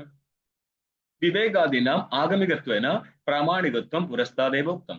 വിവേക വൈരാഗ്യാദികളെല്ലാം ആഗമികമാണ് എന്ന് പറഞ്ഞാൽ ആഗമ പ്രതിപാദിതമായതിനാൽ, ആഗമം എന്ന് ഉദ്ദേശിച്ചതേ വേദനാർത്ഥത്തിലാണ്. അതിനാൽ പ്രതിപാദിക്കപ്പെട്ടത് കൊണ്ട് പ്രാമാണികതയുണ്ട് എന്ന് നമ്മൾ മുമ്പേ പറഞ്ഞു കഴിഞ്ഞു. ഇനി നമ്മൾ സമാധികളെ വിശദീകരിക്കാൻ പോവാണ്. ലൗകിക വ്യാപാരാത് മനസ ഉപരമ ശമഹ കോമ ബാഹ്യകരണാനാം ഉപരമോ ദമഹ. ഇത് തല തിരിച്ചുവിടാറുണ്ട് കേട്ടോ. അതായത് ലൗകിക വ്യാപാരങ്ങളിൽ നിന്ന്, വ്യാപാരത്തിൽ നിന്ന് മനസ്സിനെ ഉപരമിക്കുക എന്നുള്ളത് ശമവും, ബാഹ്യകരണങ്ങളായിരിക്കുന്ന ചക്ഷുരാതീന്ദ്രിയങ്ങളുടെ ഉപരമം ദമവും. ചില സ്ഥലത്ത് മനസ്സിന്റെ ഉപരമം ദമവും ചക്ഷുരാദികളുടെ ഉപരമം ശമമായിട്ട് എടുക്കാറുണ്ട്, വലിയ കാര്യമൊന്നുമില്ല. ഇനി അടുത്തത് ജ്ഞാനാർത്ഥ വിഹിത നിത്യാദി കർമ്മസന്യാസ ഉപരതി. വിഹിത കർമ്മങ്ങൾ ചെയ്തിരുന്നു. എപ്പോൾ? ആരുക്ഷോർ മുനേറിയോഗം കർമ്മകാരണമുച്യതേ യോഗാരുഢസ്യ തസ്യൈവ ശമകാരണമുച്യതേ. യോഗം എന്നുള്ള ബ്രഹ്മാകാര വൃത്തിയിൽ എത്തിച്ചേരാൻ ജ്ഞാനോത്പത്തിക്ക്, സാമാന്യ ജ്ഞാനത്തിനായിട്ട് വിശേഷമല്ല, കർമ്മം കാരണമാണ്. കർമ്മ അന്ധകരണ ശുദ്ധി വഴി എവിടെ എത്തിക്കും? യോഗത്തിൽ ആരൂഢനാക്കും. അവിടെ യോഗാരൂഢൻ എന്ന് പറഞ്ഞാൽ തലകുത്തി നിൽക്കലോ പ്രാണായാമോ എന്നല്ല, ഇവിടെ ബ്രഹ്മാകാര വൃത്തിക്ക് അനുകൂലമാക്കുകയാണ്. അങ്ങനെ ആയിക്കഴിഞ്ഞാൽ യോഗാരൂഢസ്യ ശമക്കാരണം വെച്ചത് എന്ന് പറഞ്ഞാല് സന്യാസാശ്രമത്തിലെ ശമാധികൾ വിധിക്കാൻ പോവുകയാണ്. അതിനുശേഷം അവന് പ്രവൃത്തിയല്ല, പ്രവൃത്തി അവന്റെ ഗീതയിൽ നിങ്ങൾക്ക് ഈ ഭാഗത്ത് സ്പഷ്ടതയുണ്ടാവും. 6-ാം അധ്യായം മറ്റുമാണ്, വളരെ ഡീറ്റെയിൽ ആണത്. പരമ്പരയായിട്ട് വെക്കും. കർമ്മം ചെയ്ത് അന്ധകരണം ശുദ്ധമായി അത് ഗൃഹസ്ഥാശ്രമത്തില് അവന്റെ അടുത്ത ആശ്രമത്തിലേക്ക് കയറുമ്പോൾ അവന് ശ്രവണ മനന നിധിധ്യാസനത്തിന് വേണ്ടിയിട്ട് അവൻ സന്യസിക്കുകയാണ്. ആ സ്ഥലത്ത് അവന് ശമങ്ങളാണ് കാരണമാവുന്നത്. ആരൂഢനായതുകൊണ്ട് ശമക്കാരണം വെച്ചത്. ഇങ്ങനെയാണ് പരമ്പര പോവുക. അപ്പൊ കർമ്മം, അന്ധകരണ ശുദ്ധി, അവിടുന്ന് ശ്രവണാദികൾ ചെയ്യാൻ വേണ്ടിയിട്ട് സന്യാസ ശ്രവണം കുര്യാതെന്ന സന്യാസം ചെയ്തിട്ട് നിങ്ങൾ ഇന്നലെ എന്താ പറഞ്ഞത്? മാധവസേവ മാനവസേവ. സേവ നല്ലതാണ്. ജനങ്ങൾക്ക് സേവ ചെയ്താൽ, ജനങ്ങൾക്കല്ല പട്ടിക്ക് സേവ ചെയ്താൽ പോലും ഗുണമുണ്ട്. കാരണം അന്യന്റെ വിശപ്പ് മാറ്റുന്നത് അന്യനെ പട്ടി പൂച്ചയാണെങ്കിൽ പോലും ജീവനല്ലേ? ശരിയെ, ജീവൻ തന്നെയല്ല, അതിനല്ലേ വിശക്കുന്നത്. പക്ഷേ സന്യാസിയുടെ കർത്തവ്യമായിട്ടല്ല പറഞ്ഞത്. അത് സന്യാസിക്ക് ശ്രവണമരണ നിധ്യാസനമായിരുന്നു ചെയ്യേണ്ടത്. അത് ഒഴിവാക്കി ബാക്കി എന്ത് ചെയ്തു കഴിഞ്ഞാലും ലക്ഷ്യത്തിൽ എത്തത്തില്ലെന്ന് പറയാൻ മുഖ്യമായിട്ട് സന്യാസി വിധിച്ചെന്തിനാ? സന്യസ ശ്രവണം കുര്യാതെന്നാണ് വിധി. ശ്രവണമരണ നിധ്യാസന സ്ഥലമാണ്. അത് ഒഴിവാക്കിയിട്ട് നാട്ടുകാരെ നന്നാക്കാൻ വേണ്ടിയല്ലല്ലോ ചെല്ലേണ്ടത്. ഈ 4 ആശ്രമത്തെയും പരിപാലിക്കേണ്ടത് ആരാ? ഗൃഹസ്ഥനാണ്. ഗൃഹസ്ഥാശ്രമിയാണ്. നിങ്ങൾ ഇതിനു മുന്നേ കണ്ടില്ലായിരുന്നോ? സ്നാത്വാൻ ഭിക്ഷേതാം. സ്നാനം കഴിഞ്ഞാൽ, അവിടുത്തെ സ്നാനം എന്തായിരുന്നു? അധ്യയനാനന്തരമുള്ള സ്നാതക വൃത്തി കഴിഞ്ഞാൽ പിന്നെ അവന് ഭിക്ഷ എടുക്കാൻ പാടില്ല. അപ്പൊ സ്നാതകനായി കഴിഞ്ഞാൽ അവൻ ആരായി? ഗൃഹസ്ഥനായിരുന്നു ഭിക്ഷ എടുക്കാതിരിക്കേണ്ടത്. പിന്നെ മറ്റ് 3 ആശ്രമങ്ങളിലും ഭിക്ഷ ഉണ്ട്. ഓർമ്മയുണ്ട് എവിടെയാന്നുള്ളത്? 24-ാമത്തെ പേജിലുണ്ട്. ബ്രാഹ്മണോ യജേത ഹവൈ സ്നാത്വാ ഭിക്ഷേത. സ്നാനം കഴിഞ്ഞിട്ട് കുളിക്കുന്നതിന് മുന്നേ ഭിക്ഷ അയച്ചു വരാനല്ല പറഞ്ഞത്. ഇവിടെ സ്നാതക വൃത്തി, അവന്റെ അധ്യയനം കഴിഞ്ഞിട്ട് അവന് സ്നാതകോത്തരനാവും. അതിനുശേഷം ഭിക്ഷ യാചിക്കാൻ പാടില്ല എന്ന്. അതിന് നിങ്ങൾ എവിടെത്തി? ജ്ഞാനാർത്ഥം വിഹിത നിത്യാദി കർമ്മ സന്യാസ. വിഹിതങ്ങളായിരിക്കും നിത്യാദി കർമ്മം ഉണ്ടായിരുന്നു, അതിനെ സന്യസിക്കുന്നുണ്ട്. എന്തിനാ? ജ്ഞാനാർത്ഥമായിട്ട് തന്നെ സന്യാസം വരുന്നുണ്ട്. അതിനെയാണ് ഉപരതി എന്ന് പറയുന്നത്. ഉപരതിക്ക് സന്യാസം എന്നാണ് അർത്ഥം. സന്യാസം എന്ന് പറഞ്ഞാൽ സന്യാസ സർവകർമ്മണെന്ന് മനസ്സിലാക്കിക്കൊള്ളണം. ശീതോഷ്ണാദി ദ്വന്ദ് സഹനം തിദിക്ഷ. ദ്വന്ദ്ങ്ങള്, ശീതോഷ്ണം, മാനാപമാനം, വിശപ്പ് ദാഹം. വിശപ്പ് ദാഹം ആരുടേതാ? പ്രാണന്റേത്. ശീതോഷ്ണാദികൾ ശരീരത്തിൻ്റെത്. മാനാപമാനം മനസ്സിൻ്റെത്. ഇതെല്ലാം തിദിക്ഷ സഹിച്ചേ പറ്റത്തുള്ളൂ. സാ തിദിക്ഷ നിഗദ്യത എന്ന് പറയും. ചിന്താവിലാപരഹിതം. ഓർമ്മയുണ്ടോ? ഇത് വിവേക ചൂടമണിയിൽ എന്താ ശ്ലോകം എന്നുള്ളത്? സഹനം സർവദുഃഖാനാം അപ്രതീകാരപൂർവകം. യെസ്, സഹനം അപ്രതീകാരപൂർവകം. പ്രതികാരിച്ചുക ഇല്ലാതെ. സഹനം സർവദുഃഖാനാം അപ്രതീകാരപൂർവകം. ചിന്താവിലാപരഹിതം. അതിനെക്കുറിച്ച് ചിന്തയില്ല, വിലാപമില്ല. അപ്പൊ ശീതോഷ്ണാദി പല രീതിയിലും പല സ്ഥലത്ത് പറഞ്ഞിട്ടുണ്ടാവും. ദ്വന്ദ് സഹിഷ്ണുത്വമാണ് തിദിക്ഷ. അപ്പോൾ ഇതിന്റെ മുന്നേ എന്ത് കിട്ടി? സന്യാസ ഉപരതി എന്ന് പറഞ്ഞല്ലേ? അവിടെ ഇനി കർമ്മത്തിന് അധികാരമുണ്ടോ? വിഹിത കർമ്മം ത്യജിക്കുകയല്ലേ ചെയ്തത്? മനസ്സിലായോ? പിന്നെയാണോ കർമ്മഭാഗമായിരിക്കുന്നേ? എന്തുകൊണ്ടാ പറയുന്നത് പറഞ്ഞാല്, നിങ്ങൾക്കല്ല ബാധകം. ഞങ്ങളെ കൂടെയുള്ളവന്മാർ പലരും സന്യസിച്ച ശേഷം ശ്രീവിദ്യ ഉപാസന അനുഷ്ഠാനം ചെയ്യാൻ പോയിട്ടുണ്ട്. അവിടെ കർമ്മകാണ്ഡല്ലേ? മനസ്സിലായോ? ഇതൊന്നല്ല വിധിച്ചത്. ഇത് പലവട്ടം പറയേണ്ടി വരുന്നത് അപഭ്രംശം സംഭവിച്ചു പോയിട്ടുണ്ട് എന്നുള്ളത് കൊണ്ടാണ്. സ്ഥാനം എങ്ങോട്ടോ പോയി. ഇതിൽ മുഖ്യ പങ്ക് സോക്കോൾഡ് ഗുരുക്കന്മാർ ചെയ്തിട്ടുണ്ട് എന്നുള്ളത് കൊണ്ടാണ് നമ്മൾ സോക്കോൾഡ് തന്നെ വിളിക്കേണ്ടി വരുന്നത്. ആരോടുള്ള ദേഷ്യം കൊണ്ടല്ല, പ്രസ്ഥാനം ഇങ്ങനെയല്ല എന്നുള്ളത് കൊണ്ടാണ്. നിങ്ങൾ എന്നെയല്ല കേൾക്കേണ്ടത്, ശാസ്ത്രം നോക്ക്. ഇവിടെ എന്താ എഴുതി വെച്ചെന്ന് മനസ്സിലാക്കുക. സംസ്കൃതം അറിയെങ്കിൽ ആർക്ക് വായിച്ചാലും മനസ്സിലാവുന്നതല്ലേ. ഞാൻ പ്രത്യേക കൾട്ടുണ്ടാക്കാൻ ശ്രമിക്കുന്നതല്ലല്ലോ ഇത്. നോക്കിയോ? നിദ്രാലസ്യ പ്രമാദ ത്യാഗേന മനസ്ഥിതി സമാധാനം. ഇവിടെ ശമ ദമ ഉപരതി ദീക്ഷ സമാധാന ശ്രദ്ധ എന്നല്ലേ? ആ സ്ഥലത്തെ ശ്രദ്ധ എന്താ, സമാധാനം എന്താണ്? നിദ്ര വരാം, ആലസ്യം വരാം, പ്രമാദാദികളുടെ ത്യാഗത്തിലൂടെ മനസ്സിന്റെ സ്ഥിതിയാണ് സമാധാനം. അതായത് രാജസവൃത്തി താമസ വൃത്തികൾ കയറി വരുന്ന സമയത്ത് ചെയ്യേണ്ടിയിരിക്കുന്ന ശ്രവണമരണ നിധിധ്യാസനത്തിൽ നിന്ന് മനസ്സ് പിൻവലിയും. അതില്ലാതിരിക്കുക എന്നുള്ളതാണ് സമാധാനം, മനസ്സിന്റെ സ്ഥിതിയാണ്. നിദ്ര, ആലസ്യ, പ്രമാദത്യാഗത്താൽ മനസ്സിന്റെ സ്ഥിതിയാണ് സമാധാനം എന്നുള്ളത്. ചിത്തേകാഗ്രത സമാധാനം എന്നും പറയും ചില സ്ഥലത്ത്. തന്നെയാണത് മനസ്സിന്റെ സ്ഥിതി. സർവത്ര അസ്തികത ശ്രദ്ധ ശാസ്ത്രസ്യ ഗുരുവാക്യസ്യ സത്യബുദ്ധ്യാവധാരണം സാ ശ്രദ്ധ കഥിത സദ്ധിഹി യയാ വസ്തുപലഭ്യതേ എന്ന് കാണാം. നിങ്ങൾക്ക് യാതൊന്നിലാണ് വസ്തു ഉപലബ്ധി ഉണ്ടാവുന്നത്, ശ്രദ്ധ. പക്ഷെ ഇവിടെ എന്ത് എഴുതിച്ചത്? സർവത്ര ആസ്തികത എന്ന്. സർവത്ര കണ്ട എല്ലാ സ്ഥലത്തും ആസ്തിക്യ ബുദ്ധിയല്ല ശ്രദ്ധ. വേണ്ടിടത്തുള്ള ആസ്തിക്യ ബുദ്ധിയാണ്. ശാസ്ത്ര പ്രതിപാദ്യമായിരിക്കുന്ന സദാർത്ഥത്തിലെ ആസ്തിക്യ ബുദ്ധിയാണ്. ഏത് ഷഡംഗ പ്രാപ്തി ശമാധി സമ്പത്ത്. ഈ ആറണത്തിന്റെ പ്രാപ്തി, ആറണം കയ്യിലിരിക്കുക എന്നുള്ളതാണ് സമ്പത്ത്. ശമാധി സമ്പത്ത്. അത്ര ഇവിടെ ഒരു കാര്യം മനസ്സിലാക്കണം. വിവേകാധീന ഉത്തരോത്തര ഹേതുത്വേന അധികാരി വിശേഷണത്വം മന്തവ്യം. അധികാരിയുടെ വിശേഷണമാവുന്നുണ്ട്. എങ്ങനെ? പൂർവ്വപൂർവ്വം സാധനമായിക്കൊണ്ട് ഉത്തരോത്തരം സാധ്യമായി വരും എന്ന് പറഞ്ഞാല് നിത്യാനിത്യ വസ്തു വേഗം ഉണ്ടെങ്കിൽ മാത്രമേ എന്തുള്ളൂ? ഇഹാമുത്രാർത്ഥ ഫലഭോഗ വിരാഗം ഉണ്ടാകത്തുള്ളൂ. വൈരാഗ്യം വിവേകത്തിന്റെ കാര്യമായിട്ടാണ് അവതരിപ്പിച്ചിരിക്കുന്നത്. അതുകൊണ്ടാണ് ആദ്യം വിവേകം വന്നത്. വിവേകമില്ലാതെ ചെയ്യുന്ന കാട്ടായം വൈരാഗ്യം ഇവിടെ ആവശ്യമില്ലെന്നർത്ഥം. ബ്രഹ്മാകാര വൃത്തിക്ക് വേണ്ടിയുള്ള ശ്രമവും എന്ന് പറഞ്ഞാല് ശ്രവണ മനന നിധിധ്യാസനവും അതിന്റെ സ്വരുക്കൂട്ടലുകൾ, അതിലിരിക്കലുകൾ, ഇതല്ലാതെ വേറെ ഒന്നും ഇതിനെ സാധൂകരിക്കത്തില്ല. ബാക്കിയെല്ലാം പറയും. അല്ല, മറ്റുള്ളവന് വേണ്ടി നിങ്ങൾ ജീവിക്കേണ്ട ആവശ്യം എന്തായിരുന്നു? ഞാൻ എന്തിനു മറ്റുള്ളവന് വേണ്ടി ജീവിക്കണം? ഗതികേടാണ് സത്യത്തിൽ ഇത്. ചില സ്ഥലത്ത് അന്നം കിട്ടണമെങ്കിൽ വസ്ത്രം ഇങ്ങനെയായിരിക്കണം, ഇല്ല അന്നം തരത്തില്ല. അന്നല്ലേ ജീവിക്കാൻ പറ്റുമോ? അവന് വേണ്ടിയിട്ടുള്ളതാണ് ഡ്രസ്സ്, തനിക്ക് വേണ്ടിയല്ല. തനിക്ക് വേണ്ടിയിട്ട് ഡ്രസ്സ് എന്ന് ആരെങ്കിലും ആലോചിക്കുന്നുണ്ടെങ്കിൽ അവൻ അതിൽ അഭിരമിക്കുകയാണ്, ഡ്രസ്സിൽ അഭിരമിക്കുകയാണ്. ഞാനാണെങ്കിൽ ആരാണെങ്കിലും സ്ഥിതി ഇതാണ് അല്ലേ? നിഷേധിക്കാൻ പറ്റുമോ? ഈ വിതുരന് അവസാനം പോകുന്ന സമയത്ത് വസ്ത്രത്തിനുള്ള ബോധം പോലും ഇല്ലായിരുന്നു എന്നാ അല്ലേ? വസ്ത്രത്തിൽ ഇടാനുള്ള ബോധം ഇല്ലായിരുന്നെങ്കിൽ പിന്നെ കളറിൽ എന്തായിരുന്നു ബോധം? സന്യാസ വിധാന സ്ഥലത്ത് കളർ എന്താ പറഞ്ഞത്? വിവർണവാസ മുണ്ടി അപരിഗ്രഹോ എന്നാണ്. ഇവിടെ ആരുടെയെങ്കിലും ചൊൽപ്പടിക്ക് നിൽക്കാനില്ല, നിൽക്കുന്നത് പഠിക്കാനായിരിക്കണം. ഇല്ലാതെ പഠിപ്പിക്കാൻ പറ്റാത്ത ഒരാളെടുത്ത് നിന്നിട്ട് ഒരു കാര്യമില്ല. ഉടായ്പ പഠിക്കാൻ നല്ലത് എന്തെങ്കിലുമൊക്കെ പഠിക്കുമല്ലോ. ഒന്നുകിൽ ശാസ്ത്രം പഠിക്കും, ഇല്ലെങ്കിൽ ഗുരുവിന്റെ കയ്യിൽ ഉടായ്പ പഠിക്കും. എന്ന് പറഞ്ഞാല് എങ്ങനെ ആശ്രമം മനോഹരമായിട്ട് നാട്ടുകാർ കാണുമ്പോൾ വിരക്തനായിട്ടും സ്വന്തം നിലയ്ക്ക് സരക്തനായിട്ടും എങ്ങനെ ജീവിക്കുക എന്നുള്ളത് പഠിച്ചെടുക്കാം. കുറെ വിരക്തന്മാർക്ക് കുറെ ആൾക്കാർ സരക്തന്മാരായിട്ട് നിന്നേ പറ്റത്തുള്ളൂ അല്ലേ? ഗുരു വിരക്തനായിട്ട് ഡ്രാമ കളിക്കുന്നവർ എത്ര പേര് ശിഷ്യന്മാർ സരക്തനായിട്ട് ഇന്ന് കാണിച്ചു കൊടുക്കേണ്ട ഗതികേടുണ്ടെന്നോ? വെറുതെയല്ല ഓഷോ പറച്ചിൽ പറഞ്ഞത്. പറഞ്ഞാൽ കുറെ കാര്യമുണ്ട്. നമ്മൾ എങ്ങോട്ട് പോയി? ഹിന്ദിയിലൊരു ഇതുണ്ടല്ലോ, കാ ജാനേക്കലെ നികലാത്ത കാ പൗഞ്ചിയ.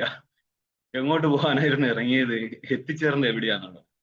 അതുകൊണ്ട് ശ്രദ്ധിച്ചുകൊണ്ടിരിക്കുക. ഇത് പഠിച്ചിട്ട് പോലും രക്ഷപ്പെടാൻ പാടാ, എന്നിട്ടല്ലേ പഠിക്കാത്തത്. ആശ്ചര്യവത് പശ്യതി കശ്ചിദേനം. ഇതിനെ നോക്കുന്നത് പോലും എങ്ങനെ? ആരെങ്കിലും ഒരാളൊക്കെ അതിന്റെ പിറകിൽ കൂടുന്നത്. ഇനി ടീക്കയില്ല എന്താ അവിടുത്തെ? തേഷാം അന്യ വ്യതിരേകാഭ്യാം ജിജ്ഞാസ ഹേതുത്വമാഹ. തേഷാം സാധന ചതുഷ്ടയാണ്. അന്യ വ്യതിരേകങ്ങളിലൂടെ, അന്യവ്യതിരേകത്തിലൂടെയാണ് കാര്യകാരണ ഭാവം സിദ്ധിക്കുക. ठीक ചതുശ്ലോകി ഭാഗവതത്തിൽ ഒരു ശ്ലോകമില്ലേ? അന്യവ്യതിരേകാഭ്യാം യസ്യ സർവത്ര സർവദാ ഏതാവദേവ ജിജ്ഞാസ്യം തത്വജിജ്ഞാസുനാത്മന അന്യവ്യതിരേകാഭ്യാം യസ്യ സർവത്ര സർവദാ. ഇത്രയാണ് ജിജ്ഞാസ്യം, അറിയേണ്ട വസ്തു. അന്യവ്യതിരേകത്തിലൂടെ മനസ്സിലാക്കണം ഏതാണോ എല്ലായിടത്തും ഉള്ളത്. യസ്യാത് സർവത്ര സ്യാത് സർവദാ സ്യാത്. എല്ലായിടത്തും ഇരിക്കും, എപ്പോഴും ഇരിക്കും. അതായത് ബ്രഹ്മസ്വരൂപമാണ്. ആ ബ്രഹ്മസ്വരൂപത്തിലുള്ള ചിന്തനമാണ് എപ്പോഴും നടത്തേണ്ടത് എന്നർത്ഥം. ഇവിടെ നമ്മൾ കൊണ്ടുവരുന്നത് മൃസത്വ ഘടസത്വം മൃദാഭാവേ ഘടാഭാവം തസ്മാത് ഏകസ്യ ഘടസ്യ മൃദ കാരണത്വം. അത് സർവേഷം ഘടാനാം മൃത് കാരണത്വം സിദ്ധ്യതി. ഒരു ഘടത്തെ സംബന്ധിച്ച് മൃത്ത് കാരണം എന്നിരിക്കെ അതിന് ലോപമൊന്നും മറ്റെവിടെ സംഭവിക്കുന്നില്ല എന്നുള്ളതിനാൽ, വ്യഭിചാരമില്ലാത്തതിനാൽ സകല ഘടത്തെ സംബന്ധിച്ച് മൃത്ത് കാരണമാവുകയും മൃത്തില്ലെങ്കിൽ ഘടമില്ലാതിരിക്കുകയും ചെയ്യുന്നതെന്ന് ചിന്തിക്കാൻ പറ്റും. ഇതാണ് നമ്മൾ ഇനി ഭാഷ്യത്തിൽ കാണുന്നത്. ഭാഷ്യം നോക്കിയേ. തേഷു ഹി സത്സു പ്രാഗപി ധർമ്മജിജ്ഞാസായാഹ ഊർധ്വം ച ശക്യത്തെ ബ്രഹ്മജിജ്ഞാസിതും ജ്ഞാതും ച ന വിപരേ. തേഷു ഹി സത്സു സൽസപ്തം പ്രയോഗമാണ്. അവ ഇരിക്കുമ്പോഴാണ് എന്ന് പറഞ്ഞാല് ഈ 4 ഹേതുക്കൾ, നിത്യാനിത്യ വസ്തു മുതൽക്ക് മുമുക്ഷുത്വം വരെയുള്ള ഹേതുക്കൾ ഇരിക്കുമ്പോൾ പ്രാഗപി ധർമ്മജിജ്ഞാസയാ, പ്രാഗപിയുടെ അന്വയം ധർമ്മജിജ്ഞാസായ അന്വയിക്കുന്നുണ്ടോ? ധർമ്മജിജ്ഞാസായ പ്രാഗപി, അതായത് നിങ്ങൾ അധ്യയനം നടത്തിയിട്ട് ധർമ്മജിജ്ഞാസ സംഭവിച്ചില്ലെങ്കിൽ പോലും ബ്രഹ്മജിജ്ഞാസ സംഭവിക്കാം. ധർമ്മജിജ്ഞാസ സംഭവിച്ചാലും പിന്നെയും ബ്രഹ്മജിജ്ഞാസ സംഭവിക്കാം. 2 വെച്ചത്. അല്ലാതെ ധർമ്മജിജ്ഞാസ വരണം നിർബന്ധമില്ല. ഊർധ്വം ച എന്ന് പറഞ്ഞു. ധർമ്മജിജ്ഞാസയ്ക്ക് ശേഷവും എന്ത് സംഭവിക്കും? ശക്യതേ ബ്രഹ്മജിജ്ഞാസിതും, ബ്രഹ്മജിജ്ഞാസ ചെയ്യാൻ പറ്റും. അപ്പൊ ബ്രഹ്മജിജ്ഞാസയ്ക്ക് കാരണം എന്താ? നിത്യാനിത്യ വസ്തുവേഗം, യുഹാമുത്രാർത്ഥ ഫലവോ വിരാഗ, ശമാദിഷട്ട സമ്പത്തി, മുമുക്ഷുത്വം ച. ठीक है. അപ്പം തേഷു ഹി സത്സു, ഇവയിരിക്കെ ധർമ്മജിജ്ഞാസായ പ്രാഗപി, ധർമ്മജിജ്ഞാസ സംഭവിച്ചില്ലെങ്കിലും. പക്ഷെ അവിടെ ധർമ്മജിജ്ഞാസ പോട്ടെ, അധ്യയനം ആവശ്യം ഉണ്ടായിരുന്നോ? അത് മറക്കണ്ട. ഇതിന്റെ മുന്നേ ഒരു കാര്യം പറഞ്ഞിട്ടുണ്ട്, സമാനം എന്ന് പറഞ്ഞു കഴിഞ്ഞിട്ടുണ്ട്. ഓർമ്മയുണ്ടോ? പുഷ്കല കാരണമല്ല, അത് സമാനമാണെന്ന് പറഞ്ഞു. സ്വാധ്യായാനന്തരത്ത് സമാനം 29ാമത്തെ പേജില്. സ്വാധ്യായം എന്നുള്ളത് ധർമ്മജിജ്ഞാസയ്ക്കും ബ്രഹ്മജിജ്ഞാസ സമാന കാരണം. അതുകൊണ്ട് അധ്യയനം ചെയ്യാത്ത ആരെങ്കിലും ബ്രഹ്മജിജ്ഞാസ ചെയ്യത്തില്ല. ബ്രഹ്മജിജ്ഞാസ ചെയ്യാത്തവൻ ബ്രഹ്മബോധമുള്ളവനായി മാറുമോ? ഇല്ല. അപ്പൊ നിങ്ങളെ ഗുരുവിന് അധ്യയനം നടത്താതെ ബോധം ഉണ്ടായിട്ടുണ്ടെങ്കിൽ അത് ബ്രഹ്മബോധമല്ല, വേറെ എന്തെങ്കിലും ബോധമായിരിക്കും. ചോദിച്ചു നോക്കുക. ठीक है. ഗുരുവിനെ നേരിട്ട് കാണുന്നവരും ചോദിക്കുക എന്തായിരുന്നു സംഭവിച്ചത്. ചിലർക്ക് ഗുരു ജീവിച്ചിരിക്കുന്നവരെ പറ്റത്തില്ല, കാരണം അത് ചോദ്യം ചെയ്യപ്പെടും. മരിച്ചു പോയിരിക്കുന്ന ഏതെങ്കിലും ഗുരു, നമുക്കൊരു സ്റ്റാമ്പ് മതിയല്ലോ അടിച്ചിടാൻ വേണ്ടിയിട്ട്. അല്ലാതെ ഗുരുവിൽ നിന്ന് നീ എന്ത് പഠിച്ചു എന്ന് ചോദിച്ചാൽ പറയും പഠിക്കുന്ന എന്തിനാ, എന്റെ ഗുരു പഠിച്ചില്ലല്ലോ എന്നാണ് ചോദ്യം വരിക. അവനെ സംബന്ധിച്ച് ഗുരു മെന്ററല്ലേ, പറഞ്ഞു കൊടുക്കണ്ടേ, ശാസ്ത്രമല്ലേ പറഞ്ഞു കൊടുക്കേണ്ടത്. ആള് ജീവിച്ചിരുന്നെങ്കിൽ പിന്നെന്തിനാണ് ഉദാഹരണങ്ങൾ ഗുരുവാക്കി വെച്ചത്? ഒരു രസം ഞങ്ങൾക്കും വേണം ഒരു ഗുരു. ठीक. ഗുരുവില്ലാതെ പോയിട്ട് ഗുരുത്വമില്ലാത്തവെന്ന് പറയരുത്. അപ്പൊ എന്ത് പറ്റി? ബ്രഹ്മജിജ്ഞാസ ചെയ്യാൻ പറ്റും. എപ്പോൾ? ധർമ്മജിജ്ഞാസ ഇല്ലെങ്കിലും എന്തുണ്ടായാൽ മതി? വേദാധ്യയനവും നിത്യാനിത്യ വസ്തു വിവേകാദികൾ ഉണ്ടായാൽ മതി.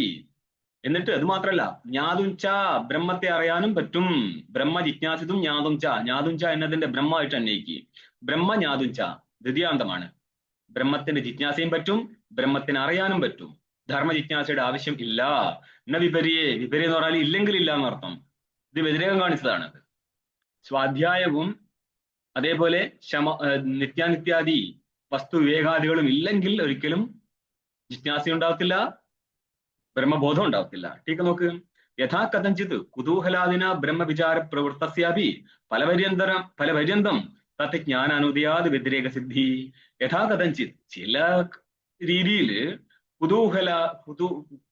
കുതൂഹലിതയാ എന്ന് പറഞ്ഞ കൗതുകം കൊണ്ട് ചിലർക്ക് കൊള്ളാം, അങ്ങേരും പഠിച്ചെങ്കിൽ ഞാൻ പഠിച്ചേക്കാം, നമ്മളൊക്കെ പഠിക്കുന്നത് പോലെ ആരെങ്കിലൊക്കെ ബ്രഹ്മവിചാരത്തിന് പ്രവൃത്തസ്യാവി ഫലപര്യന്തം എത്തിച്ചേരുന്നില്ല. തത്വജ്ഞാന അനുദയാത് വ്യതിരേക. തത്വജ്ഞാനം ഇല്ലെങ്കിൽ എന്ത് മനസ്സിലാക്കാം? വ്യതിരേകം. കുതൂഹലം കൊണ്ട് വന്നതാണ്. എന്തുകൊണ്ട് വന്നതല്ല? നിത്യാനിത്യ വസ്തു വിവേകാദികൾ ഉള്ളത് കൊണ്ട് വന്നതല്ല. അതുകൊണ്ട് എന്തില്ല? അത് പലപര്യന്തം എത്തിച്ചേരാനും പറ്റുന്നില്ല. അപ്പോൾ ഏത് സത്തെ സാധ്യസത്വം, ഏത്തഭാവ സാധ്യഭാവം കിട്ടുന്നത് കൊണ്ട് അന്യ വ്യതിരേകം കിട്ടി. ആയതിനാൽ ഈ 4 കാരണമാണ് എന്തിന്? ബ്രഹ്മജിജ്ഞാസയ്ക്ക് എന്നർത്ഥം. അധശബ്ദ വ്യാഖ്യാനം ഉപസംഹരതി. അധ ശബ്ദത്തിന്റെ വ്യാഖ്യാനം നമ്മൾ പറഞ്ഞ് അവസാനിപ്പിക്കുകയാണ്. ഭാഷ്യം കാണു. തസ്മാത് അധശബ്ദേന യഥോക്ത സാധന സമ്പത്തി ആനന്ദര്യം ഉപദിശ്യതേ. അതുകൊണ്ട് എന്ന് പറഞ്ഞാല് മറ്റർത്ഥം, മംഗളാർത്ഥമോ അർത്ഥാന്തരമോ ഇല്ലാത്തത് കൊണ്ട് അധശബ്ദത്താൽ എന്തർത്ഥം ചെയ്യണം? യഥോക്ത, മുമ്പ് പറയപ്പെട്ടിരിക്കുന്ന നിത്യാനിത്യാദി വസ്തു വേഗം ഉണ്ടല്ലോ, ഇങ്ങനെ ഇരിക്കുന്ന സാധന സമ്പത്തി ആനന്ദര്യം ഉപദിശ്യതേ. സാധന സദുഷ്ടയ സമ്പത്തിയുടെ ആനന്ദര്യത്തെയാണ് അധശബ്ദത്താൽ സൂത്രകാരൻ പറയുന്നത്. അല്ലെങ്കിൽ ഈ ഒരു ആനന്ദര്യം ഉള്ളത് കൊണ്ട് ജിജ്ഞാസ ഉപദിശ്യത എന്നും അന്വയിക്കാം. ഓം പൂർണ്ണമദഃ പൂർണ്ണമിദം പൂർണ്ണാത് പൂർണ്ണമുദച്യതേ പൂർണ്ണസ്യ പൂർണ്ണമാദായ പൂർണ്ണമേവാവശിഷ്യതേ. ഓം ശാന്തി ശാന്തി ശാന്തി. ശങ്കരം ശങ്കരാചാര്യം കേശവം വാദരായണം സൂത്രഭാഷ്യകൃതൗ വന്ദേ ഭഗവന്തൗ പുനഃ പുനഃ. ഈശ്വരോ ഗുരുരാത്മേതി മൂർത്തിഭേദവിഭാഗിനെ വ്യോമവത് വ്യാപ്തദേഹായ ദക്ഷിണാമൂർത്തയേ നമഃ.